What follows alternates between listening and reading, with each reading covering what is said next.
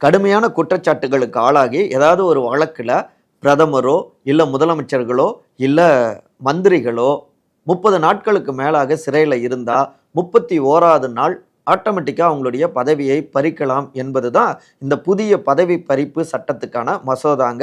இத தான் ஆகஸ்ட் 20ஆம் தேதி மக்களவையில உள்துறை அமைச்சரான திரு அமித்ஷா இந்த மசோதாவை தாக்கல் செஞ்சிருக்காருங்க.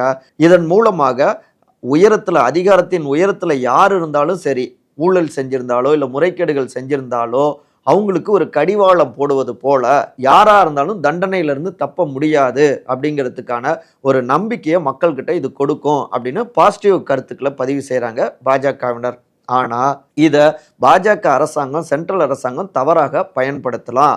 ஒன்னு மாநிலத்துல எங்களுடைய ஆட்சி இருக்கணும், இல்லைன்னா நாங்க சொல்றதை கேட்டு நடக்கின்ற ஒரு ஆட்சியா இருக்கணும். இதை நீங்க செய்யலைன்னா, எங்களுக்கு அடி பணியலைன்னா எங்களுடைய விசாரணை அமைப்புகள் மூலமாக நாங்கள், அதாவது சிபிஐ, ஐடி, இடி மூலமாக ஏதாவது ஒரு குற்றச்சாட்டை முன் வச்சு விசாரணைங்கிற பெயரில் கூட்டு போய் 30 நாட்களுக்கு மேலாக சிறையில் வைத்து 31வது நாள் அது முதலமைச்சராக இருந்தாலும் சரி, மந்திரியா இருந்தாலும் சரி, அவங்களுடைய பதவியை பறிக்கலாம் அப்படின்னு அந்த பழிவாங்கும் நடவடிக்கைக்கு தான் இது உதவி செய்யும். ஏற்கனவே விசாரணை அமைப்புகள் மூலமாக அதை தான் அவங்க செஞ்சிட்டு இருக்காங்க.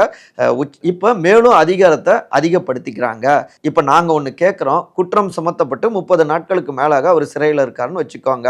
ஆனா நீண்ட நெடிய விசாரணையில அவரு குற்றமற்றவர் அப்படின்னு நிரூபிக்கப்பட்டா இடையில அவருடைய பதவி பறிக்கப்பட்டிருக்கு இல்லையா, அதற்கு யார் பதில் சொல்லுவா?